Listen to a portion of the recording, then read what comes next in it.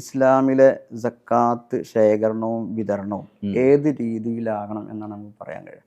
ഏത് രീതിയിലാവണം? സക്കാത്ത് അതിൻ്റെ ഏറ്റവും ഫലപ്രദമായ രൂപത്തിലാവുക കേന്ദ്രീകൃതമായി കളക്ട് ചെയ്ത് ഏറ്റവും അർഹരെ കേന്ദ്രം തന്നെ കണ്ടെത്തിയിട്ട് വിതരണം ചെയ്യുമ്പോഴാണ്. അവിടെയാണ് സംഘടിത സക്കാത്തിൻ്റെ പ്രാധാന്യം.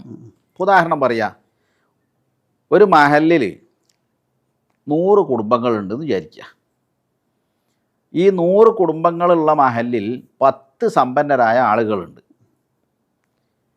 ഓരോ സമ്പന്നനും അവരുടെ സക്കാത്ത് മഹല്ല് കമ്മിറ്റിയെ ഏൽപ്പിച്ചാൽ ഒരു 10 ലക്ഷം ഉറുപ്പ്യ ഉണ്ടാവുമെന്ന് വിചാരിക്കുക. ഈ 10 ലക്ഷം ഉറുപ്പ്യക്ക് പാവപ്പെട്ട ഒരാൾക്ക് ഈ മഹല്ലിലെ 10 പാവപ്പെട്ട കുടുംബമുണ്ടെന്ന് വിചാരിക്കുക. ഈ കൊല്ലം ഒരു വീടുണ്ടാക്കി കൊടുത്ത്, അല്ലെങ്കിൽ ഉപജീവനത്തിന് വീടുണ്ട്, ഉപജീവനത്തിന് വഴിയില്ല, ഒരു കട തുടങ്ങാനുള്ള സഹായം ചെയ്തു കൊടുത്തു, അല്ലെങ്കിൽ അയാൾക്ക് ജീവിക്കാൻ പറ്റുന്ന ഒരു യന്ത്രമോ വാഹനമോ മേടിച്ചു കൊടുത്തു. അപ്പോൾ ആ മഹല്ലിലെ പാവപ്പെട്ടവർ 10 എന്നുള്ളത് ഈ കൊല്ലം സക്കാത്ത് കൊടുക്കുന്നവർ 9 ചുരുങ്ങും. എന്നുവെച്ചാൽ 10 കൊല്ലം കൊണ്ട് ആ മഹല്ലിൽ സമ്പൂർണമായ ദാരിദ്ര്യ നിർമ്മാർജ്ജനം സാധ്യമാകും എന്നർത്ഥം.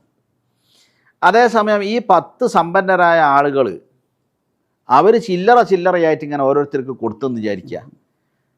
ഈ ദാരിദ്ര്യരായ ആളുകൾ പിറ്റത്തെ കൊല്ലവും അതിന് ആവശ്യക്കാരായിട്ടുണ്ടാവും.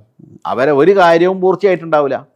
അപ്പോൾ അതുകൊണ്ട് സംഘടിതമായി ശേഖരിക്കുകയും സംഘടിതമായി വിതരണം ചെയ്യുകയും ചെയ്താൽ സക്കാത്ത് കൊണ്ട് ഉദ്ദേശിക്കപ്പെടുന്ന ആ ലക്ഷ്യം സാക്ഷാത്കരിക്കാൻ ഏറെ ഉപകരിക്കുന്നത് സംഘടിതമായ ശേഖരണവും സംഘടിതമായ വിതരണവും ആണ്.